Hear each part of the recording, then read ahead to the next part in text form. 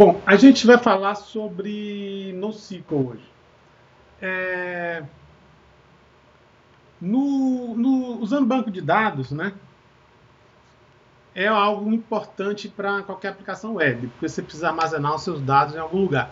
Então, no caso da aplicação de vocês, né, vocês vão ter que armazenar os produtos, os clientes, tudo num banco de dados.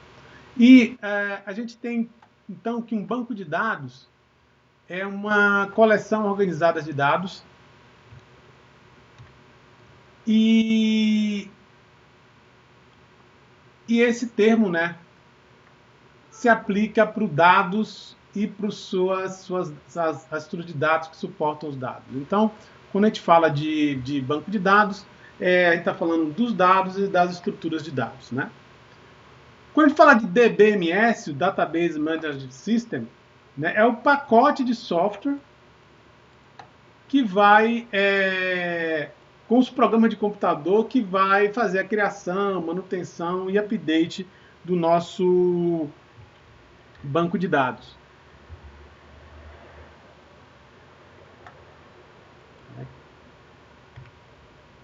Bom, vocês devem ter visto SQL em banco de dados. Não é um. O pessoal que não viu vai ver SQL em banco de dados. Né? Só que SQL é usado para bancos de dados relacionais, que são um tipo de banco de dados que são muito usados em bancos, em corporações e por aí vai. Só que nos últimos anos tem surgido uma novo tipo de banco de dados, que é o NoSQL. O NoSQL quer dizer Not Only SQL.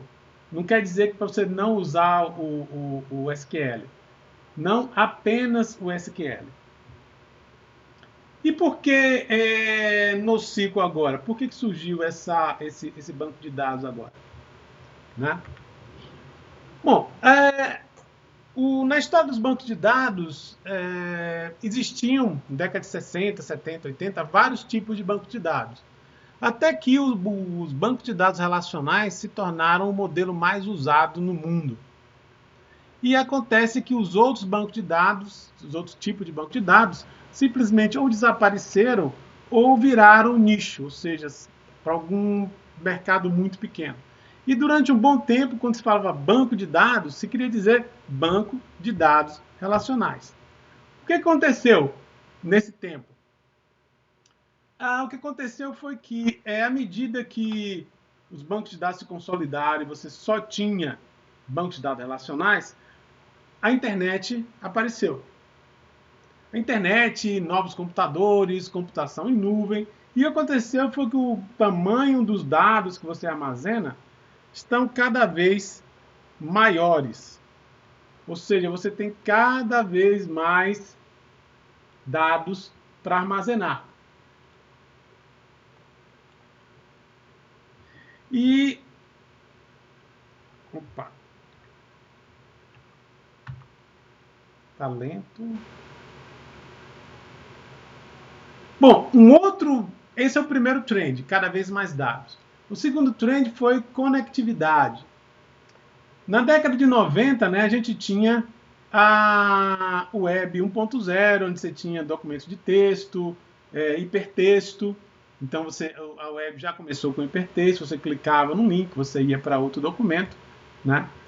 Nos anos 2000, você começou com o Web 2.0. Ou seja, antes você Epa, o que houve?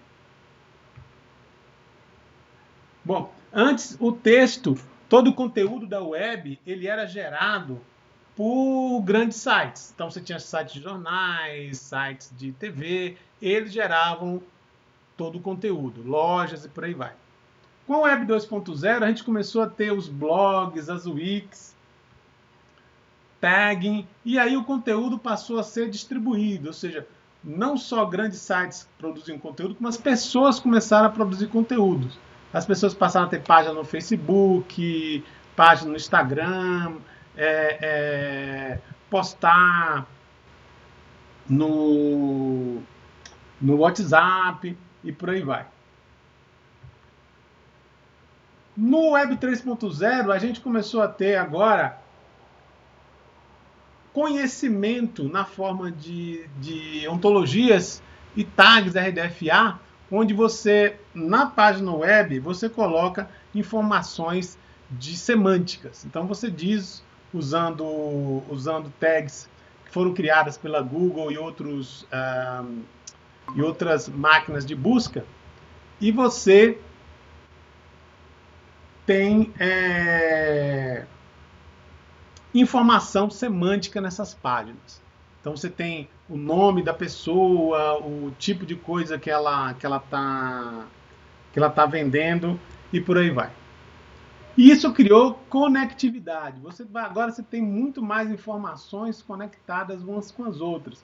Você tem o wiki, né? A wiki vai ter subwikis, os feeds vão ter subfeeds, você vai ter o tagging, vai estar associado a uma mensagem, a outra mensagem, as ontologias também. E isso criou uma conectividade muito maior. Seus dados estão muito mais conectados. O terceiro trend foi informação semi-estruturada. Então, por exemplo, você tem individualização de conteúdo. Se você for ver nos anos 70, você vê uma lista de salários, uma lista de pagamento nos anos 70, você vê que as pessoas só tinham um trabalho. E acabou. Numa lista nos anos 2000, você pode ter várias colunas de trabalho. As pessoas estão fazendo coisas diferentes, né, nas empresas. E estão fazendo coisas variadas também. Você está tendo que... Isso acontece não só com os salários, mas com produtos também. Então, cada entidade, produtos, trabalhadores, serviços, você está armazenando mais dados sobre cada entidade dessa. E você tem também um trend de acelerando a descentralização dessa geração de conteúdo. Então, por exemplo, se eu tenho um produto aqui, antes eu tinha poucas informações, preço, número de itens que eu tinha para vender. Agora, com o Web 2.0, eu continuo tendo preço, produto, mas eu vou ter reviews, eu vou ter links que vêm de sites como Instagram, né? Eu vou ter links de reviews de outros sites que eu quero guardar aqui no produto, porque com mais informação o meu usuário pode decidir a comprar o produto que de outra forma ele não compraria.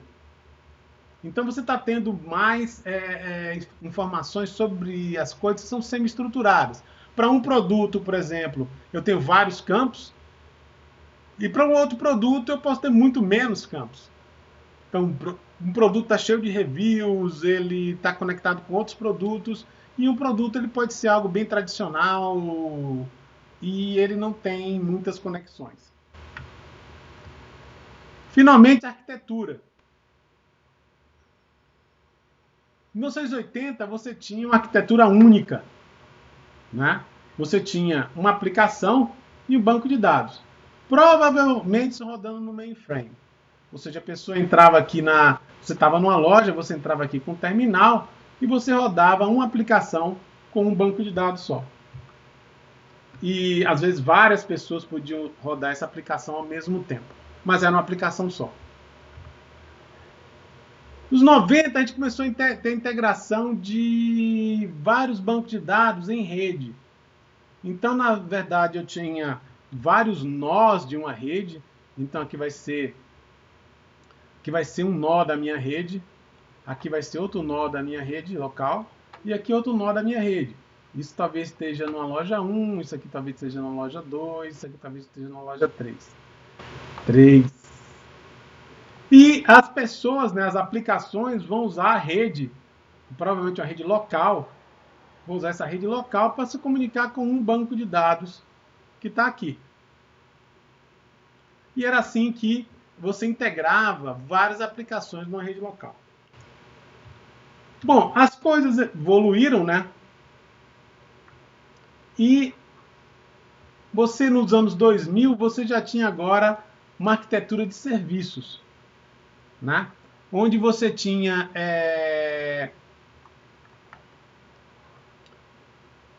uma arquitetura onde você tinha aplicações. Essas aplicações estavam ligadas com os seus bancos de dados, né? Essa aplicação, por exemplo, está trabalhando com esse banco de dados. Essa com este de cá. Opa! Essa com esse. Essa com esse. E essa com esse. E todas essas aplicações aqui estavam disponíveis na rede. Então a rede está aqui, né? Através de hipermídia, comunicação RESTful, a nossa comunicação HTTP, APIs que fazem composição, e o seu cliente aqui acessava essas várias aplicações através dessas APIs. Então você tem começou você a ficar com um sistema muito mais distribuído do que você tinha antes. Bom, e o que é que essas... Espera aí. Deixa eu retornar aqui. Desculpa aí, gente.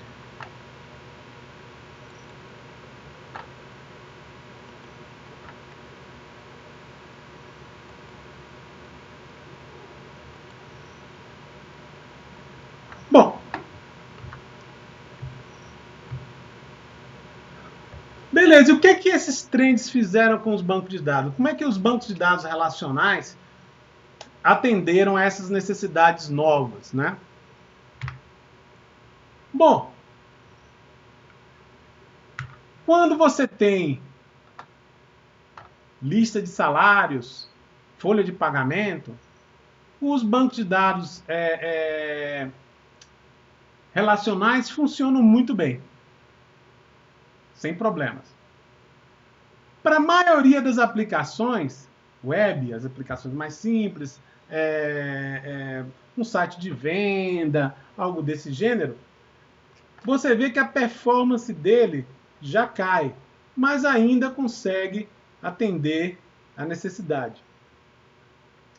Quando você passa agora para redes sociais, aí ele já não atende a necessidade das redes sociais, porque a complexidade do dado é muito grande. Você tem vários tipos de ligações.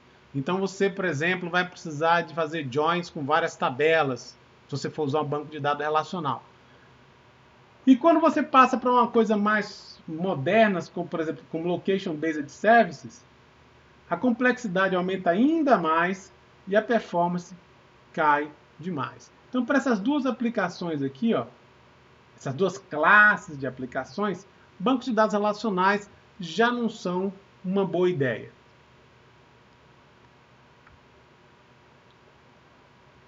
Beleza. Então a gente tem um problema aí de arquitetura e performance.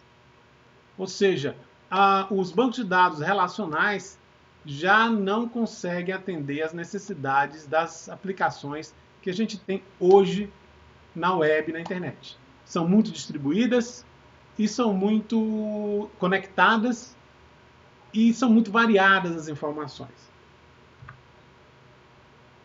Bom, mas o que é esse tal de NoSQL? Né? O que é Not Only SQL?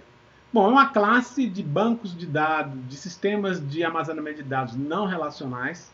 Então não existe aquele modelo de tabela, por aí vai. Geralmente não necessitam uma tabela ou esquema fixo.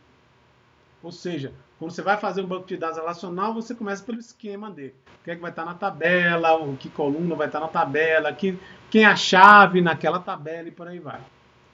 Então, no sistema de banco de dados, No sistema de banco de dados NoSQL, você não tem esquema e você não usa o conceito de joins. Como você não tem esquema, você também não tem tabelas. E como você não tem tabelas, você não precisa fazer joins. E eles geralmente são sistemas distribuídos. Então são sistemas que estão distribuídos entre vários nós de alguma rede. Bom, e como é que o NoSQL consegue fazer tudo isso? Lembre-se que em computação, there is no free lunch, não tem almoço grátis.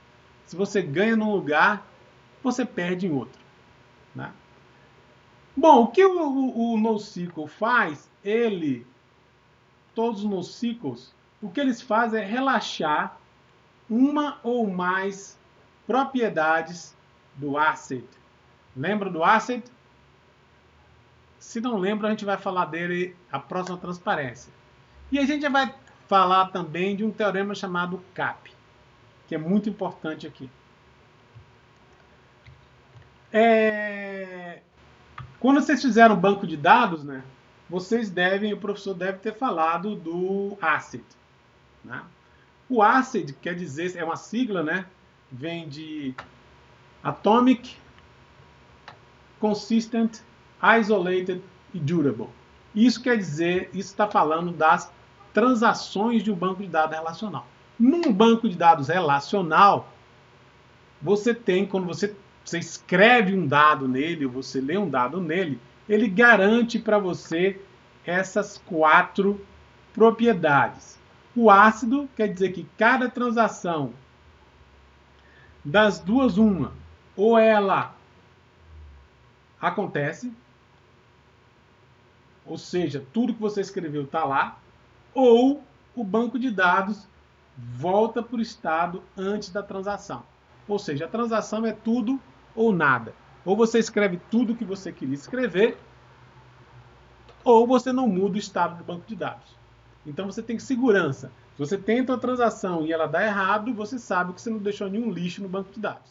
Se você faz uma transação e ela dá certo, você sabe que o seu conteúdo está armazenado bonitinho no banco de dados. Consistência. Uma transação que foi processada nunca vai afetar a integridade do seu banco de dados. Então, o seu banco de dados é sempre consistente. Se eu escrever um valor no banco de dados e essa escrita for bem sucedida, ou seja, a transação deu certo, depois que eu fizer isso, todo mundo vai poder ler aquele valor. Ninguém vai poder ler metade do valor que eu coloquei lá. Das duas, ou você leu o valor que estava antes de eu fazer a minha escrita, ou você vai ler o valor que está depois da minha escrita. Isolamento. Transações não comprometem outras transações, certo? Então toda transação ela acontece isolada, como se só ela estivesse acontecendo no banco de dados naquele momento. Então, se uma transação começa a escrever alguma coisa, isso não afeta outra transação que esteja acontecendo ao mesmo tempo. Tudo acontece como se aquela transação terminasse e a outra começasse. Se houver um clash entre transações, se eu começar uma transação e uma segunda transação começar depois, e ela depender de um valor da primeira transação, ela não vai dar certo. Ela vai morrer e só uma das transações vai dar certo. A pessoa que tentou a segunda transação pode tentar a transação de novo. E talvez aquela transação vá até o fim e esteja tudo bem. Mas nunca uma transação afeta o valor da outra transação. E o dado é durable. Ou seja, os dados de uma transação que se completou, eu escrevi alguma coisa no banco de dados, vai persistir no banco de dados, mesmo com problemas de rede ou energia. Se eu escrevi no banco de dados, o banco de dados diz para mim, está escrito, a energia pode faltar no segundo, no próximo segundo eu posso perder minha conexão com o banco de dados no próximo segundo, e a minha escrita está lá bonitinha, sem problema nenhum, né?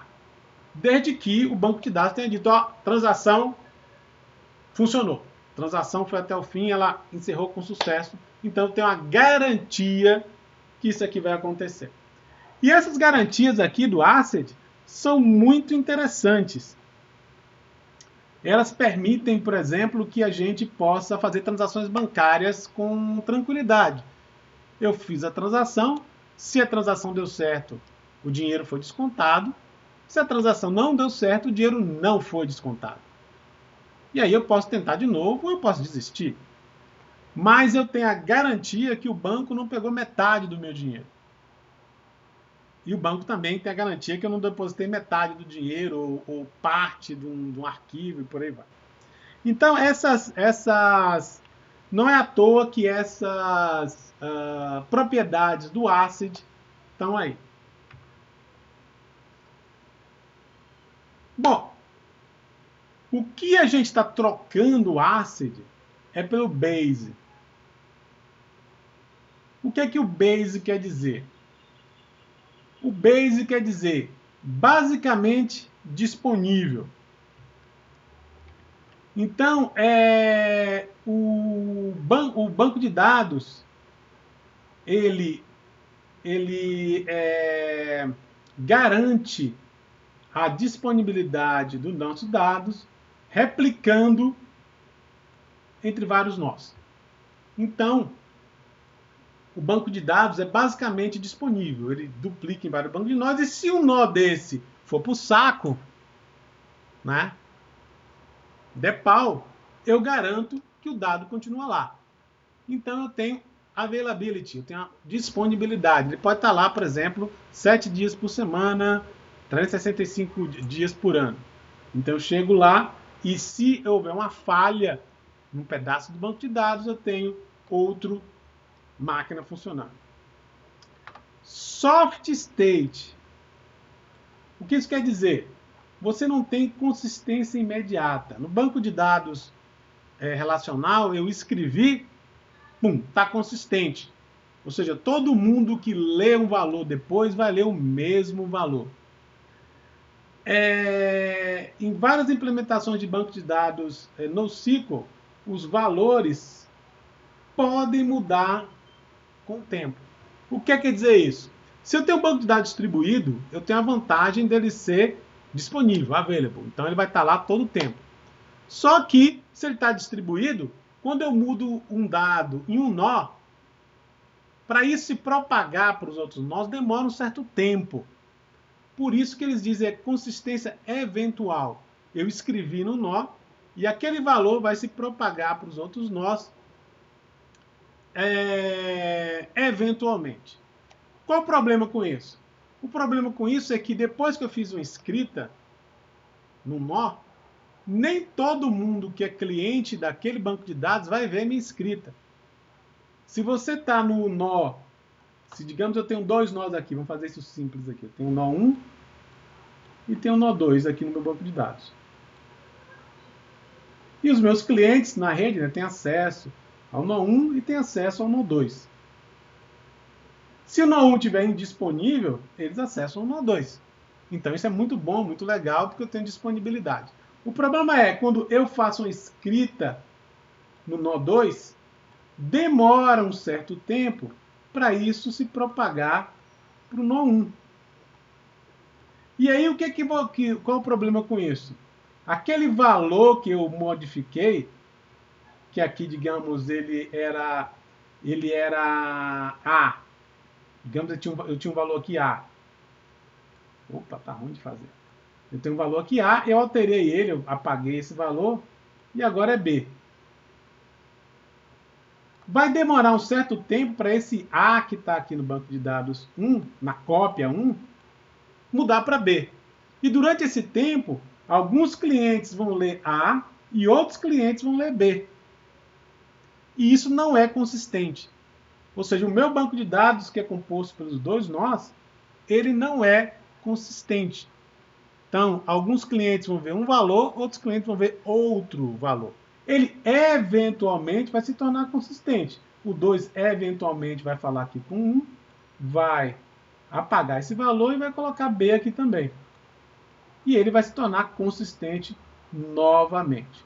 Por isso chama soft state. A consistência, no caso dos dados, é delegado aos desenvolvedores. Você vai ter que fazer alguma coisa na sua aplicação para conseguir viver com essa história de você não ter consistência, né? E o que a gente chama então de consistência eventual. Eu não vou base, ele não vai forçar consistência imediata. Você vai ter sempre a possibilidade de ler os dados, mas os dados podem não refletir o último valor que foi escrito, porque ele demora para propagar entre os nós do meu banco de dados. Aí você pode falar, mas professor, eu estou trocando uma coisa super confiável, transacional, por uma coisa que vai ser eventualmente consistente, que quando eu ler um dado, eu não tenho certeza se aquele dado é o último dado ou não. Então, por exemplo, se tiver uma conta bancária aqui, e você sacar dinheiro aqui nesse nó, vai demorar um certo tempo para o seu saldo se propagar para outro nó. Então, nesse tempo, eu posso sacar o dinheiro tanto no nó B, ou no nó 2, quanto no nó 1. E aí você vai ficar com saldo negativo na sua conta. Isso é possível ser feito, isso pode acontecer numa estrutura dessa. Para que isso não aconteça, o seu aplicativo, o aplicativo que está usando essa infraestrutura, vai ter algum mecanismo nele para detectar esse tipo de coisa. E isso não é fácil de implementar. Então você pode me dizer o seguinte, poxa, eu estou abrindo mão do ACID, mas o que eu estou ganhando? Né? Por que eu não posso ter o que o Base me dá, essa disponibilidade, mais o que está no ACID? Eu quero o melhor dos dois mundos. Bom, there is no free lunch. Não tem almoço grátis. Então vamos ver o que é que limita as nossas possibilidades dentro de um banco de dados. Qualquer banco de dados. Esse teorema se aplica a todos os bancos de dados. Relacionais, NoSQL e qualquer outro. A gente vai ver que tem 3 propriedades do sistema que são muito importantes. E vamos ver o que é que o CAP fala sobre elas. Bom, um sistema aqui de banco de dados pode tem 3 propriedades principais. Consistência, ou seja, todas as cópias têm sempre o mesmo valor, ou seja, se eu escrever no banco de dados, todo mundo vai ver o mesmo valor. Se eu tenho A no banco de dados e passei para B, quer dizer que todo mundo vai ver B agora. Se no campo era A e eu escrevi B, todo mundo que ler esse campo vai ler B. Então, meu banco de dados é consistente. Availability, disponibilidade. O sistema pode rodar mesmo que partes dele falhem. Então, se eu quero ter um sistema que vai rodar o ano inteiro, então ele tem que ter disponibilidade. Mesmo que um pedaço dele, então eu tenho um sistema distribuído. Então, disponibilidade quer dizer o seguinte, se eu tenho 3 aqui, 3 sistemas distribuídos fazendo alguma coisa, se um deles for para o saco, eu ainda tenho 2 e o meu sistema não para de funcionar. Note que se eu tiver uma cópia só, ele não tem alta disponibilidade, porque no momento que aquele nó cair, minha aplicação também cai. Então não tem jeito. Para eu ter disponibilidade, eu tenho que ter pelo menos 2. E para ter uma real disponibilidade, eu tenho que ter um número razoável de sistemas em paralelo. Para que, se um sistema cair ou 2 sistemas caírem, o meu sistema continua funcionando. Terceira propriedade, tolerância à partição. Tolerância à partição quer dizer o seguinte, os meus dados podem ser particionados em vários servidores, por exemplo. Então, meu dado pode estar um pedacinho aqui, vai estar outro pedacinho aqui, vai estar outro pedacinho aqui, né? E vai estar particionado. Não significa que todo dado que está aqui também está aqui. Pode ser que esse cara só tenha essa cópia e esse cara aqui, por exemplo, ó, tem a primeira cópia de lá. Então, por exemplo, eu posso ter essa situação aqui, né? Eu tenho essa cópia, eu tenho meu dado, esse pedaço e esse pedaço. Então, eu tenho no 1 aqui, eu tenho a cópia A, metade do meu dado. No nó 2, eu tenho a cópia B, a outra metade do meu dado. No nó 3, eu tenho uma outra cópia do A. E no nó 4, eu tenho uma cópia... desculpa, eu tenho a cópia do B aqui, desculpe, a cópia do B aqui. E aqui no 4 eu tenho a cópia do A. Então, meu dado está distribuído e particionado. Isso me dá várias vantagens. Se o nó 2 for para o saco, eu continuo servindo esse dado pelo nó 3. E por que eu parti entre A e B? E se o banco do meu banco de dados é muito grande? É 1 petabyte. Não dá para eu colocar num disco só todos os meus dados. Não dá para eu colocar num servidor só todos os meus dados. Então eu particiono ele, eu quebro ele, né? Um pedaço no A, um pedaço no B. Beleza. Essas três propriedades estão presentes em todos os bancos de dados. Só que o Teorema CAP fala é que você pode ter, no máximo, 2 dessas três propriedades. 2 de 3. É impossível você ter as 3 ao mesmo tempo. O ideal seria um banco de dados que fosse consistente, disponível e tolerante à partição, tudo ao mesmo tempo. Seria o ideal. Ele estaria distribuído na rede, eu escrevia no nó, todos os nós imediatamente ficavam sabendo. Se os meus dados forem muito grandes para caber num nó só, eu distribuo ele em vários nós. E se parte dos meus servidores cair, o meu sistema como um todo continua funcionando. Infelizmente, não tem lanche grátis e você tem que escolher 2. E isso é que se baseia o NoSQL. O NoSQL permite você escolher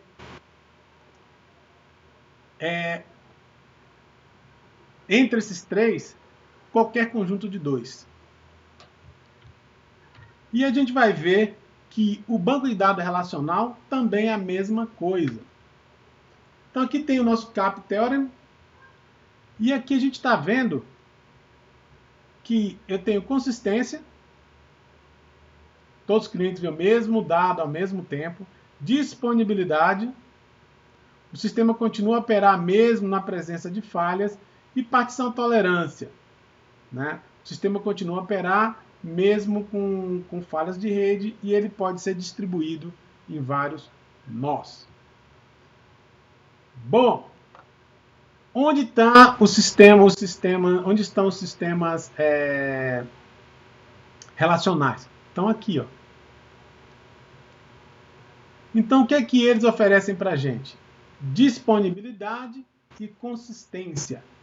Então, todos os clientes veem o mesmo dado e você pode operar na presença de falhas de nós. Então, por exemplo, eu posso ter um servidor aqui de MariaDB, outro servidor de MariaDB aqui e outro servidor de MariaDB aqui. Eu vou ter 3. Só que ele não permite ele não tem tolerância de partição. Eu não posso pegar os dados desse servidor, quebrar com esse, quebrar com esse. Todos eles vão estar com um banco de dados só.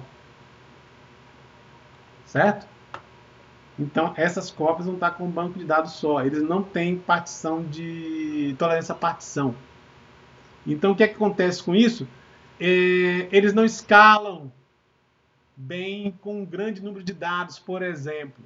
Então, se eu tiver um grande número de dados, vai chegar o limite que eu vou ter é o limite aqui desse disco, né? E aí, se esse disco aqui, esse sistema de disco chegar no limite, eu não posso simplesmente colocar um outro banco de dados com outro disco, né? Outra coisa, se esse disco aqui for para o saco, né? Então eu não vou ter, o sistema inteiro cai, né? Você tem um ponto de falha aqui. Beleza, o que é que o NoSQL falou? Isso aqui é um modo, ele escolheu consistência e disponibilidade. Vamos dar outras opções para o usuário. E aí você tem outros sistemas. Por exemplo, o MongoDB, ele tem consistência. Se você escreveu no MongoDB, todo mundo vai ver o mesmo resultado. E tem tolerância à partição. Se eu quiser um MongoDB de 60 terabytes, eu vou acrescentando nós, né?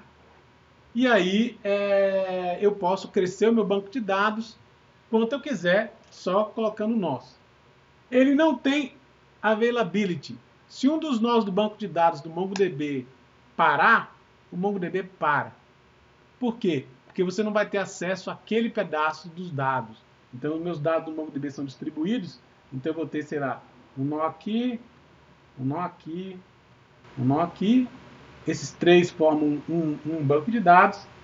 E se esse cara aqui for para o saco, eu tenho que parar de trabalhar porque os meus dados vão estar incompletos, ok? Um parêntese aqui, gente. Essas classificações que eu estou mostrando aqui são básicas. O MongoDB ele evoluiu com o tempo e ele permite que você otimize esse tipo aqui de distribuição. Então, o que eu estou falando aqui é o MongoDB básico, certo? É só para mostrar que tem diferenças entre esses bancos de dados. Hoje em dia você pode configurar isso aqui, você pode configurar cópias.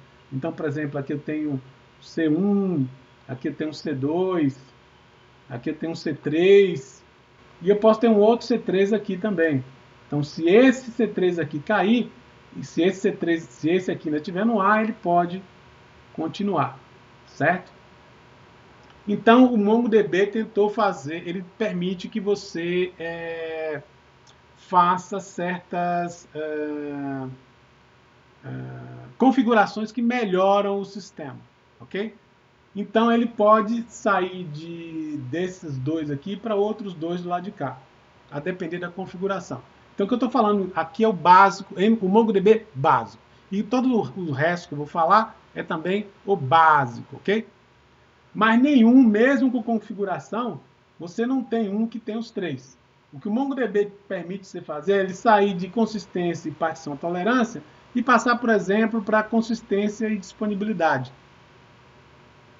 Mas nenhum consegue os três ao mesmo tempo. Então, o MongoDB básico, ele te dá consistência e tolerância à partição.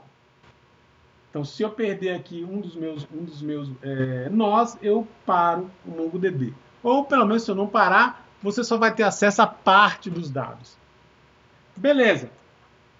Eu também permito que você tenha, como no CouchDB, disponibilidade e tolerância à partição. O que você perde é consistência. No Couch, eu vou ter também vários nós. Esses vários nós vão ter cópias do banco de dados. Então, vai ter uma cópia aqui e uma cópia aqui. E ele tem consistência, ele tem tolerância à partição. Eu posso perder um desses caras aqui. Esse aqui continua funcionando e continua passando os dados, né? E eu posso distribuir isso, os dados, eu posso particionar eles em vários bancos de dados. Então, parte do dado pode estar aqui, parte do dado pode estar nesse de cá, e por aí vai. O que ele não garante é consistência. O que acontece no Couch é que eu posso ter aqui, deixa eu apagar aqui, fica muito... O que pode acontecer no Couch é o seguinte, eu tenho uma cópia do Couch aqui e tem outra cópia do Couch aqui. Então tem um e tem o 2. E eles estão se comunicando. E eu tenho clientes, né? Cliente 1, cliente 2, cliente 3 está aqui.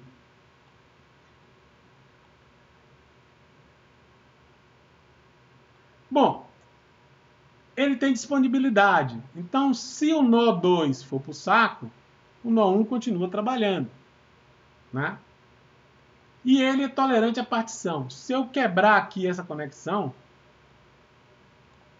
né, o dado que está aqui continua funcionando. E o dado que está aqui, né, continua funcionando também. O C3 continua conversando com 1 e o C2 continua conversando com 2. Certo? Eu tenho, ele opera mesmo com falhas de rede. Então esse nó continua no ar, esse nó continua no ar e eles continuam funcionando. Qual o problema aqui? Não tem consistência. Por quê? O C1 vai poder modificar dados aqui. Então, por exemplo, eu posso modificar um valor aqui, colocar A, por exemplo. E o C3 pode chegar aqui nesse mesmo valor e colocar B. Note que quem tiver acesso por esse nó vai ler o valor B. Quem tiver acesso por esse nó vai ver o valor A. Eventualmente, essa conexão aqui vai se restabelecer. Quando isso acontecer, os dois bancos de dados vão se comunicar e ele vai adotar o valor ou A ou B. Ele tem um mecanismo de resolução de conflito. E aí ele vai pegar, por exemplo, aqui no caso ele pegou o A. Não, disse que o valor agora é A. E aí o banco de dados está consistente novamente. Ok? No caso aqui do MongoDB, quando você tem uma quebra dessa, eu tenho parte do MongoDB está aqui, parte do MongoDB está aqui, aqui é o Mongo 2, aqui é o Mongo 1. Quando isso acontece, aqui está funcionando direitinho, parte do meu banco de dados está aqui, tá aqui, esse banco de dados ele é consistente, só que quando isso aqui acontece, eles não se comunicam mais, eles param de trabalhar. Né? Então eu tenho consistência, tenho tolerância à partição, mas não tenho disponibilidade. Ele para de trabalhar porque ele não pode garantir mais a consistência. Ele não pode sincronizar isso aqui. Na verdade, o Mongo pode trabalhar com master, provavelmente esse vai ser master, o outro vai ser slave. Bom, como ele implementa, não importa. Importa aqui que quando ele perder isso aqui, ele para. E o count não, o count continua. Aí você vai me perguntar, para que então eu preciso? Mas em que eu usaria isso aqui? Já que está dando um trabalhão. Eu te dou um exemplo. Ou melhor, eu vou dar um exemplo mais para frente.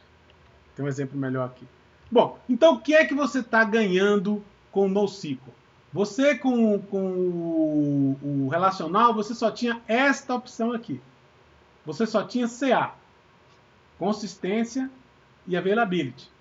Com o NoSQL, você tem consistência e tolerância à partição, e você tem tolerância à partição e disponibilidade.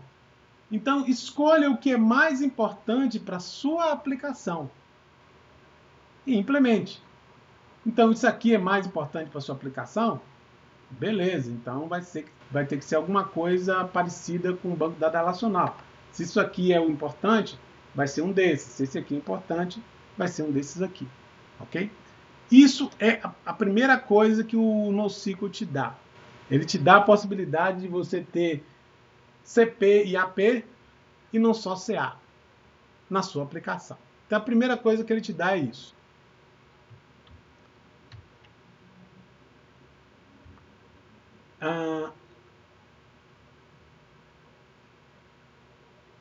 Bom, Vamos ver então alguns exemplos aqui, né? CA não funciona para sistemas distribuídos. Então, se o seu sistema está particionado em 2 nós, se está implementado em 2 nós, ele não vai ter CA.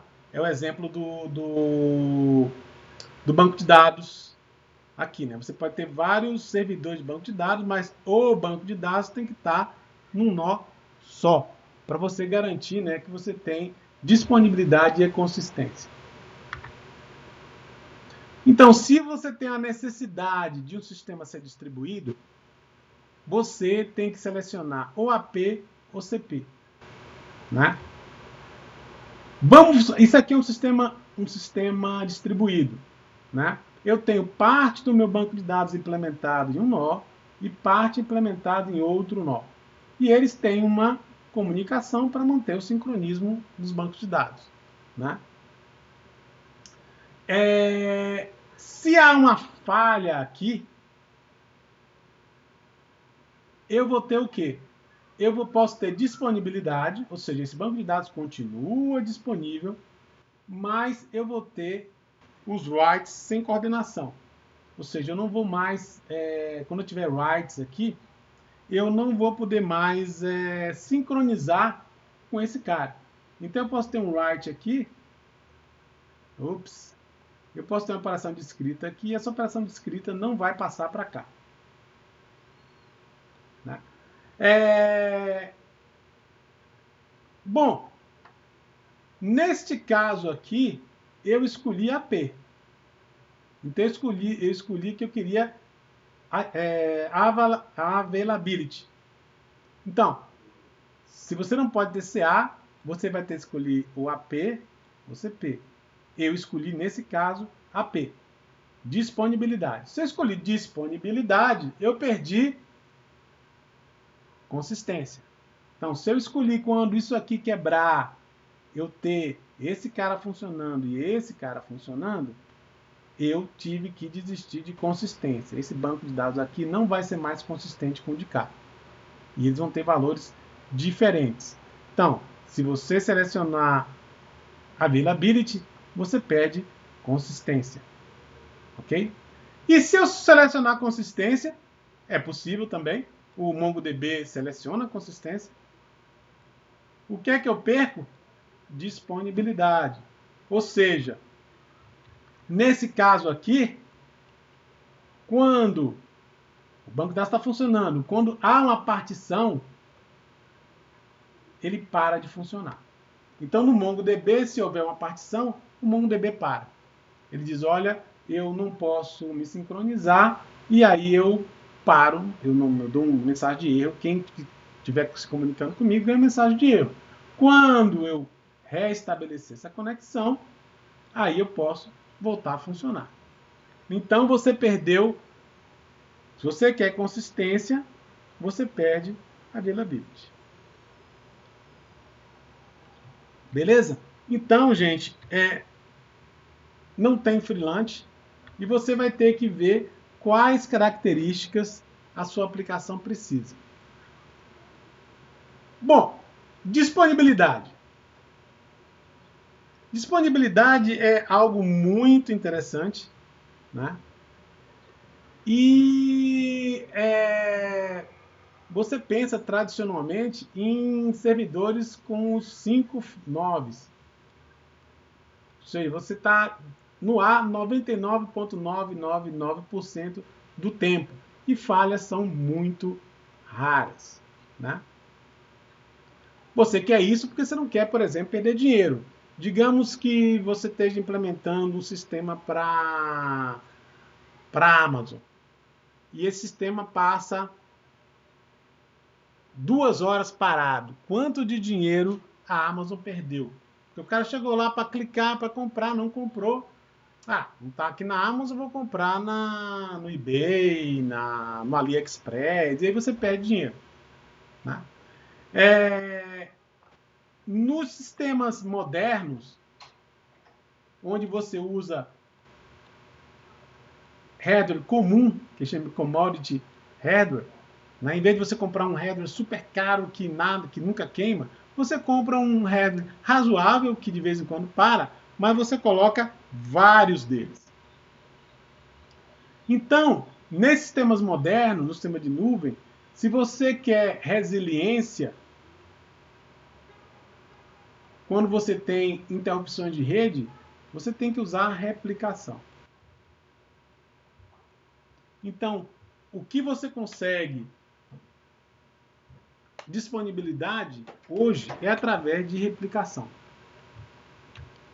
E para isso, quando isso acontece, você tem a consistência eventual, né? Ou seja, você tem, quando você não tem updates ocorrendo de um período longo de tempo, todas as updates vão se propagar através do sistema e todos os nós vão ser consistentes. Certo?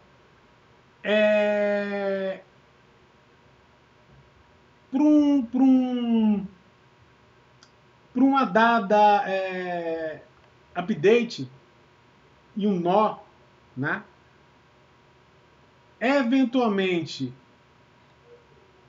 ou o update vai chegar no... Opa, peraí. Oh, droga. Então, se eu tenho um determinado nó aqui na minha rede e eu tenho nó 1, nó 2, tem o nó 1 aqui, o nó 2, né? Eventualmente, né, as updates vão chegar, né, em todos os nós. Ou a update vai chegar no nó, ou o nó, por alguma razão, está fora durante muito tempo, ele vai ser removido. Como eu tenho vários nós redundantes, remover um nó não é um problema. Certo? Então você tem essa consistência eventual. E aí eu pergunto para vocês se consistência eventual é uma coisa boa ou não é boa.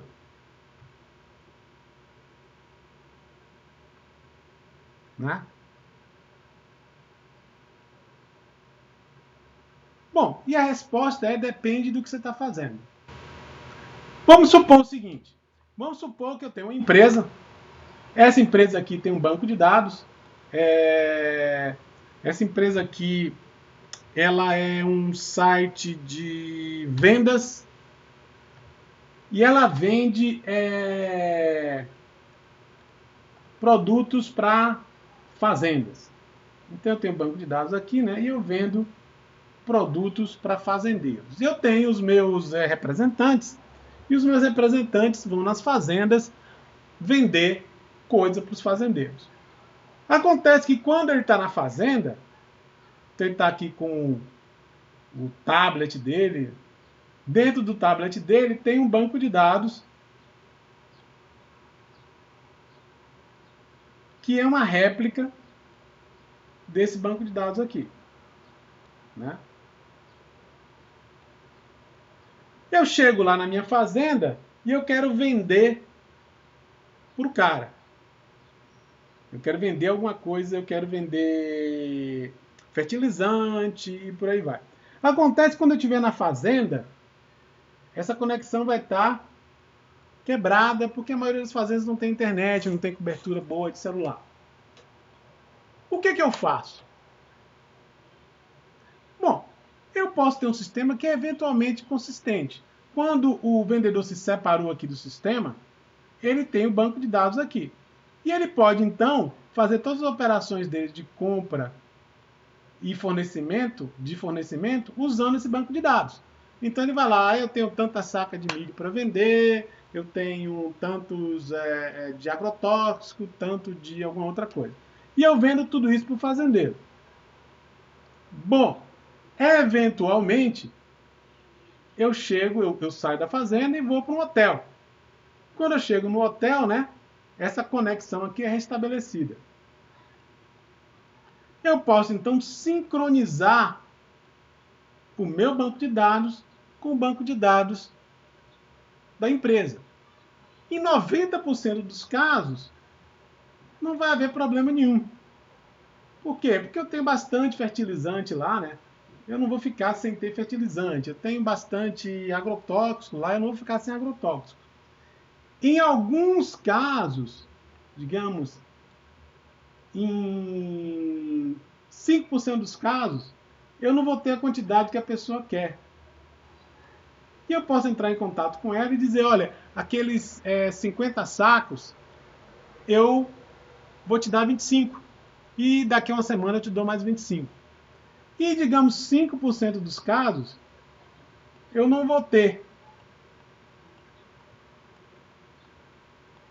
E eu posso, das duas, uma. Eu posso comprar de outro fornecedor, com prejuízo, e dar para o meu cliente, para não perder as outras 90% de vendas.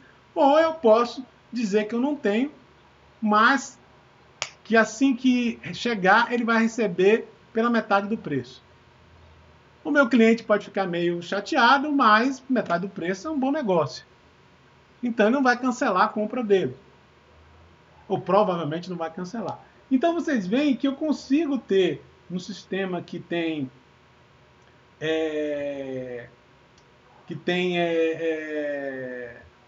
consistência eventual, eu consigo implementar sistemas muito interessantes. Né? Então, consistência não é uma coisa que seja essencial para todos os negócios. Bom, então o Base, o que ele vai dizer, né? Ele vai ter o Basically Available Soft State Consistência Eventual.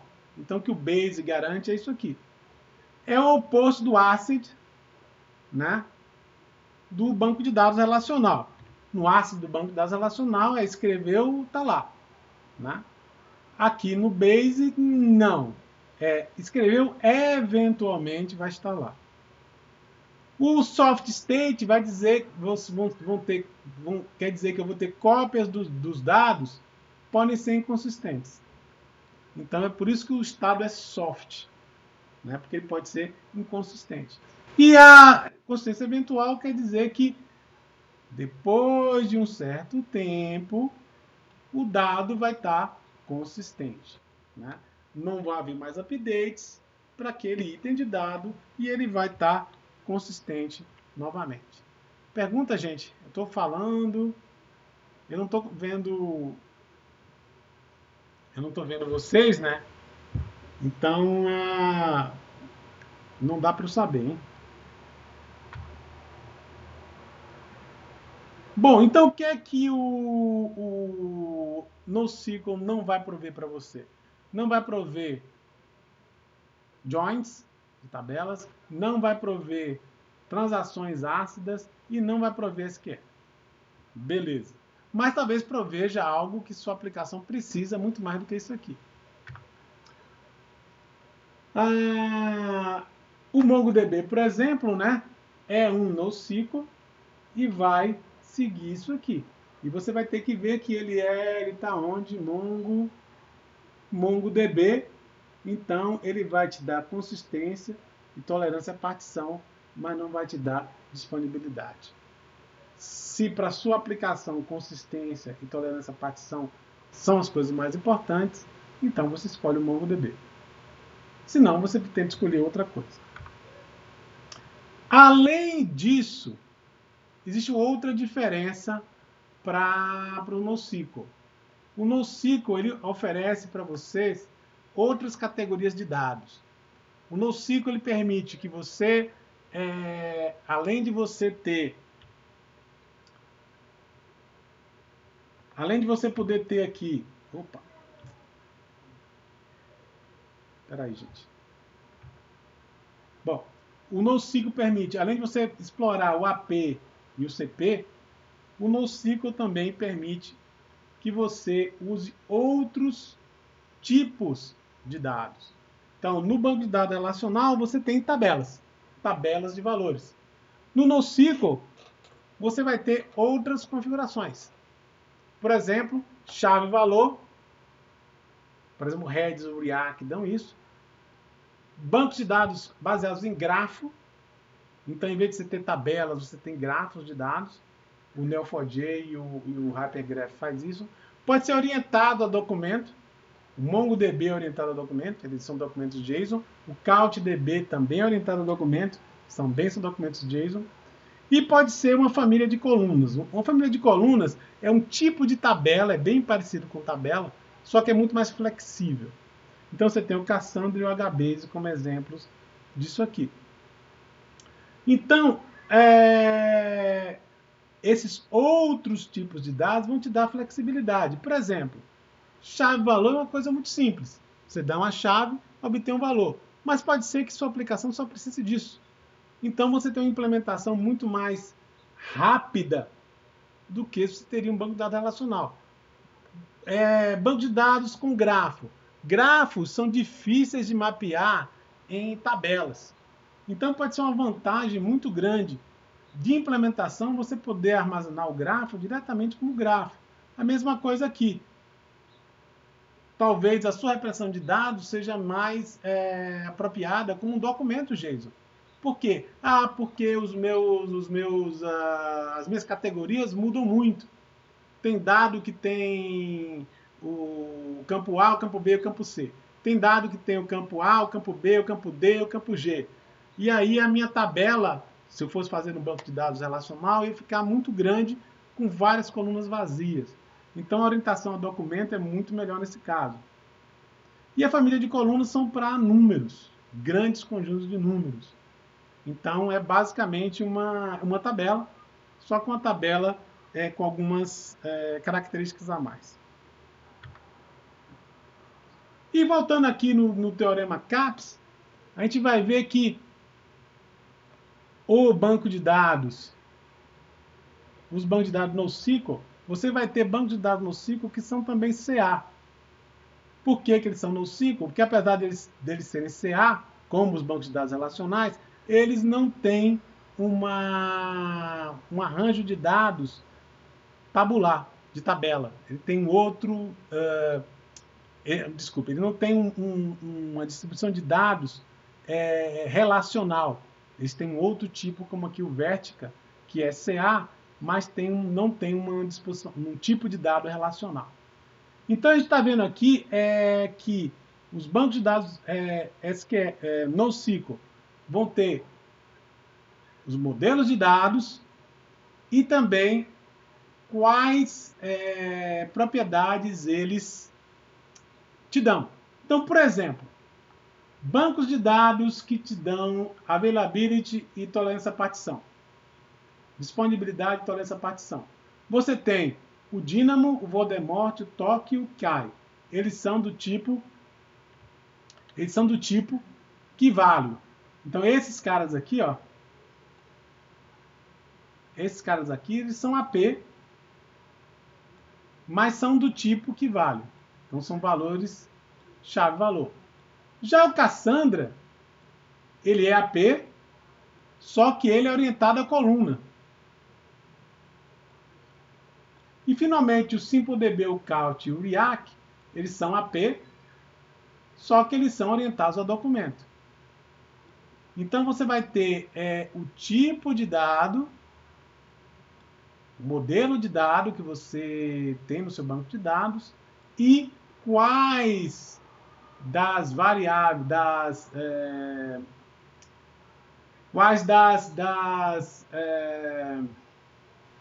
oh meu Deus, a palavrinha surgiu aqui na minha cabeça. Quais das características do teorema CAP que ele vai te dar. Aqui é a mesma coisa. O Big Table, o Hyper Table e o HBase te dão consistência e tolerância à partição. E são do tipo coluna. Já o MongoDB e o TerraStore são do tipo documento. Então são consistência e partição tolerância, tipo documento. E esses aqui, escalares, Berkeley, Memcache, são consistentes, com partição tolerância, e são do keyvalue.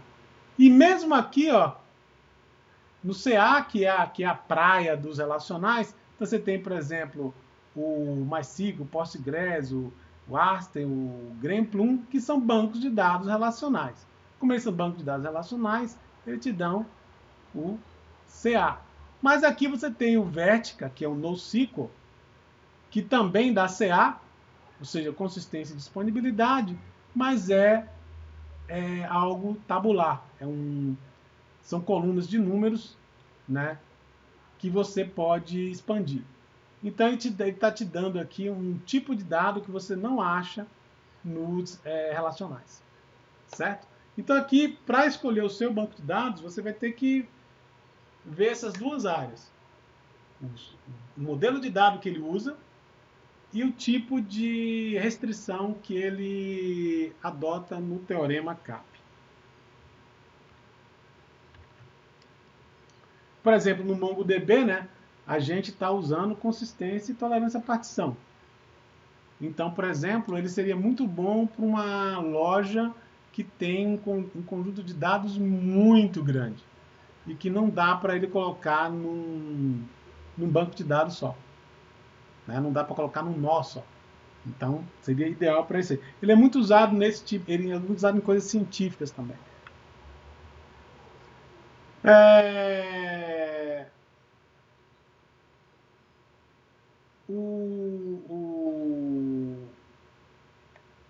O que eu falei para vocês foram essas aqui.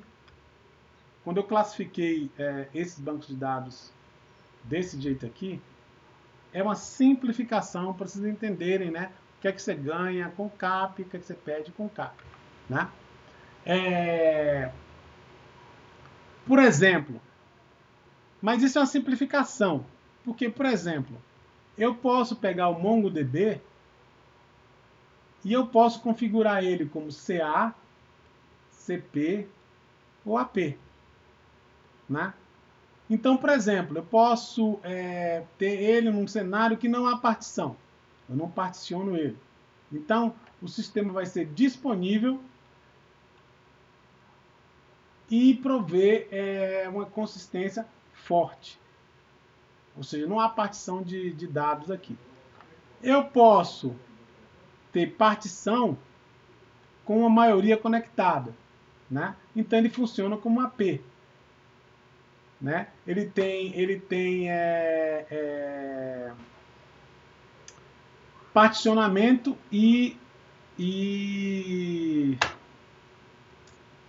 oh, meu Deus. Ele tem particionamento e acessibilidade.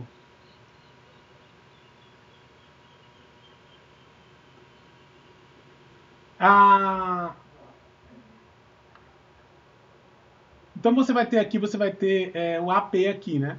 Você não tem writes sincronizados e se, por exemplo, um primário, o que ele acontece é o seguinte, ele vai ter aqui nessa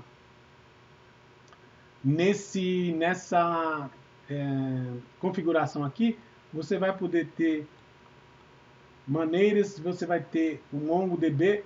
Então, se você perder essa comunicação aqui, ele perde a consistência. Então, você vai ter dados inconsistentes no Mongo. E você pode ter a partição e a maioria não conectada, onde você tem consistência e partição. E o que acontece nisso daqui? Você tem vários nós. E se você perder, eles estão conectados, né? Se você perder essa conexão aqui, eles te dão só read. Então, por exemplo, se eles perdem essa conexão entre eles, eles param de fazer o write e só dão read. Ou seja, ele tem consistência, porque ninguém pode escrever depois que depois que o nó se separa aqui, ninguém pode escrever. Né? Você pode continuar lendo, mas você não pode escrever mais. Porque se alguém escrever, ele vai perder a consistência. Porque como não tem como você propagar essa escrita, ele vai perder a consistência. Mas ele continua sendo particionado, né? Parte dos dados estão aqui, parte dos dados estão aqui, e por aí vai. E ele só vai te dar reads, para evitar a inconsistência. E como ele só te dá read, o que ele perdeu aqui foi ele está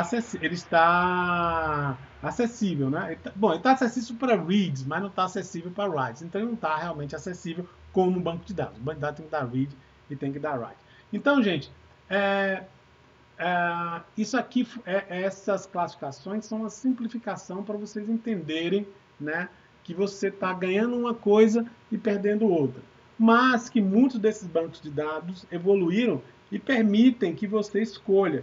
Ah, eu quero CA, eu quero CP, eu quero AP, usando o mesmo banco de dados. Mas, muito importante, você não pode ter os três juntos de jeito nenhum. Não tem como você ter os três juntos. Beleza. E aí a gente viu aqui, né, vamos ver aqui as 4 possibilidades de você ter de categorias, né? Isso também é uma simplificação, gente. Essas são as 4 principais. Tem bancos de dados NoSQL mais específicos para aplicações mais específicas que não se encaixam nesses 4, mas a maioria se encaixa. É o chave-valor, o Big Data, o documento e o gráfico, né? No Key Value, você tem, como o nome está falando, né? Você tem uma chave e essa chave aqui vai ter um valor relacionado com ela. Então, cada chave aponta para um valor. Por exemplo, o Dynamo da Amazon é uma key store altamente disponível. A característica dele é que eles têm um mapeamento de chave-valor global, é bem simples, uma chave te dá um valor e pronto. E tem alta tolerância à falha. Então, por exemplo, o Riak, o Redis, o Wildermort, eles são desse tipo aí. O coluna, ou Big Table, é quando você tem uma tabela muito grande, enorme, de muitos dados, e essa tabela ela é esparsa. Então você vê que tem vários pedaços aqui, várias colunas, que não são implementadas em todas as linhas. O Big Table do Google, se eu não me engano, foi o primeiro, né? Porque o Google precisava ter grandes quantidades de dados em tabelas enormes, e isso tinha que ser distribuído. Então ele trabalha com uma grande tabela e com famílias de colunas. Então essa coluna aqui é uma família que tem tudo, essa aqui é uma família que não tem essas duas colunas aqui, ó, e por aí vai. O querying é geralmente com map reduce. Então você aplica o mapa a cada uma das colunas, e no reduce você aplica uma função ao resultado dessa função que você aplicou em cada uma. Então são 2 passos.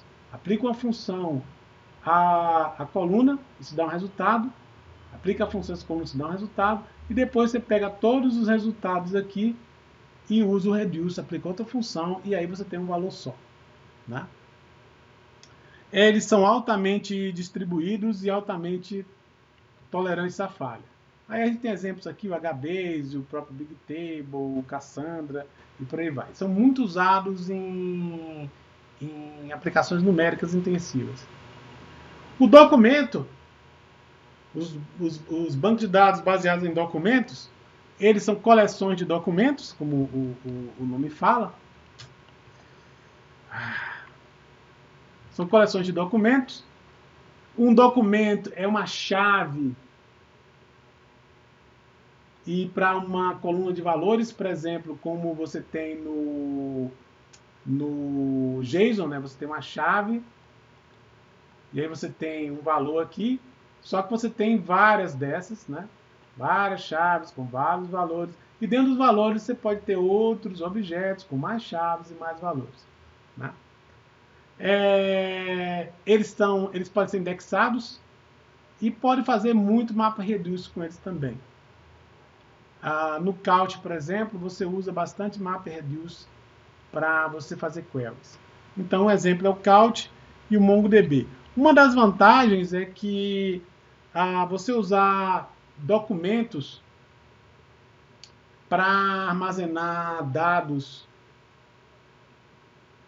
tipo multimídia, tipo dados que tem vários campos de produtos diferentes, é muito interessante. Especialmente que a partir desse documento aqui, né, do pedaço desse documento, você na verdade vai gerar um documento HTML, seja numa página HTML ou dentro de uma aplicação.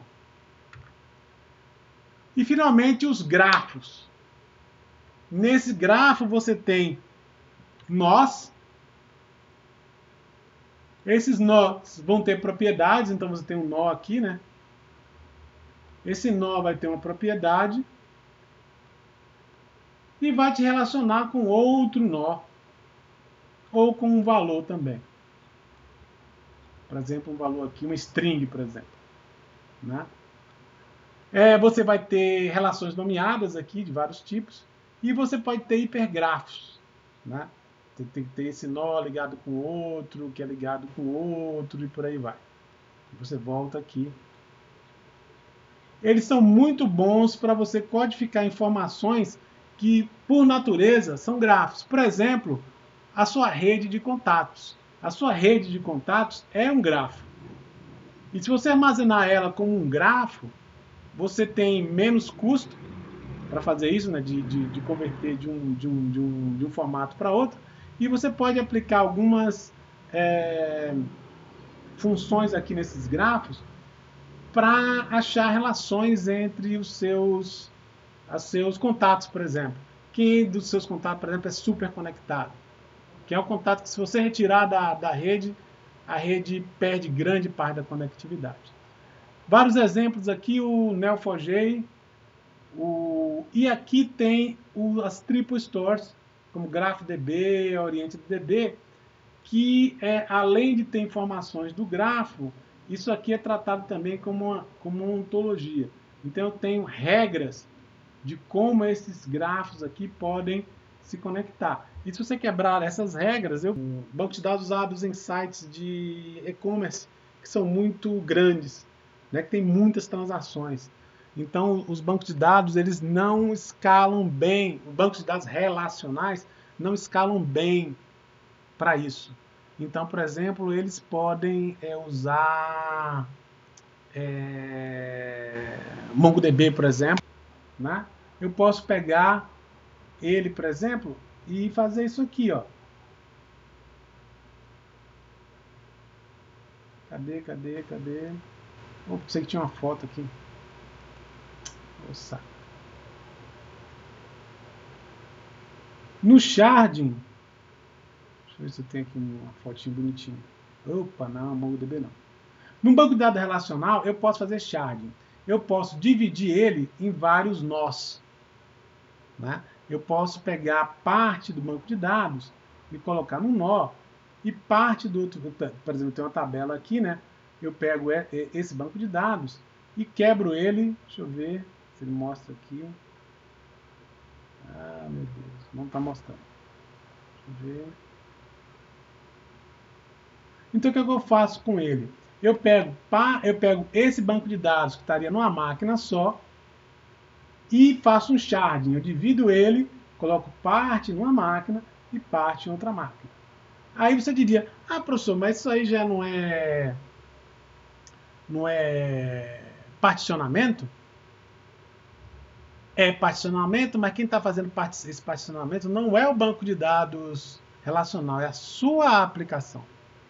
Então, você tá da mesma forma que, por exemplo, no NoSQL, eu estou pegando a consistência e deixando a cargo da implementação, ou seja, você vai ter que ter um esquema na sua aplicação para colocar consistência nos dados, porque o banco de dados não te dá isso. É a mesma coisa aqui que o banco de dados relacional está fazendo. Ele não te dá particionamento, ele não te dá sharding. Então, quem tem que implementar o sharding é a aplicação. Então, a sua aplicação, no código da aplicação, não no código do banco de dados, você vai ter algum software que te diz, opa, quando que eu procuro nesse banco de dados e quando que eu procuro nesse. Por exemplo, aqui ele colocou que ele tem uma função hash e a depender da chave, Você aplica essa função hash e ela vai te dizer se está na tabela 1, na tabela 2, no banco de dados 1, no banco de dados 2. Eu poderia colocar, por exemplo, um banco de dados por cidade. Então, por exemplo, todos os usuários que estão na cidade A estão nesse servidor e na cidade B nesse servidor. Por quê? Porque a maioria das transações são dentro da mesma cidade. Então, eu aproveitei disso e coloquei aqui. Vai ter transações que vão ser entre cidades e a minha aplicação vai ter que estar a par disso. Opa! Essa transação aqui é entre cidades, então eu vou ter que fazer uma chamada para esse banco de dados e depois uma chamada para esse outro banco de dados. Então, quem está implementando o particionamento não é o banco de dados. Ele delegou isso para a aplicação. Então, a aplicação é que está fazendo isso. Então, na verdade, esse banco de dados aqui, ele não está implementando as três coisas. Ele está implementando a disponibilidade e está implementando a consistência, mas não está implementando particionamento. Particionamento é a aplicação que está implementando. Poderia ser que, em vez de banco de dados relacional aqui, eu usasse